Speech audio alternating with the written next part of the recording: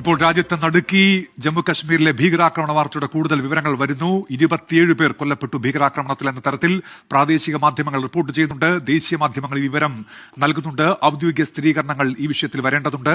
കേന്ദ്ര ആഭ്യന്തരമന്ത്രി അമിത്ഷാ ഇപ്പോൾ ശ്രീനഗറിലേക്ക് തിരിച്ചിട്ടുണ്ട്. ഉന്മേഷ്, വൈകിട്ട് 3 മണിയോടുകൂടിയാണ് ഈ ദാരുണമായ, ഹീനമായ, ക്രൂരമായ ആക്രമണം ഉണ്ടായത്.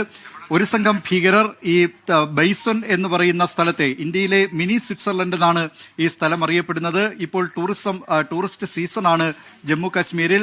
വേനലായതുകൊണ്ട് തന്നെ, രാജ്യത്തിന്റെ മറ്റു ഭാഗങ്ങളിൽ വേനലായതുകൊണ്ട് തന്നെ വിനോദസഞ്ചാരികൾ ധാരാളമായി ഈ സ്ഥലത്തേക്ക്, പഹൽഗാമിലേക്ക് എത്തും. അവിടെ വളരെ സുതാര്യമായ തടാകങ്ങൾ, അതിനേക്കാൾ ഏറ്റവും പ്രധാനമായിട്ടുള്ളത് ഈ സ്ഥലത്തെ പ്രകൃതി ഭംഗിയാണ്. അതായത് വിശാലമായ പുൽത്തകിടിയാണ് ഈ സ്ഥലത്തുള്ളത്. പൈൻമരങ്ങളൊക്കെ തിങ്ങി നിറഞ്ഞ ഈ സ്ഥലത്താണ്, ബൈസ്വാൻ എന്ന് പറയുന്ന സ്ഥലത്താണ് ഈ ക്രൂരമായ ആക്രമണം ഉണ്ടായിട്ടുള്ളത്. ഭീകരർ ബൈസ്വാനിലെ ഒരു മലയുടെ മുകളിൽ നിന്ന് താഴേക്ക് ഇറങ്ങി വന്ന് തുരുതുരാ വെടി ഉതിർക്കുകയായിരുന്നു എന്നാണ് അറിയാൻ കഴിയുന്നത്.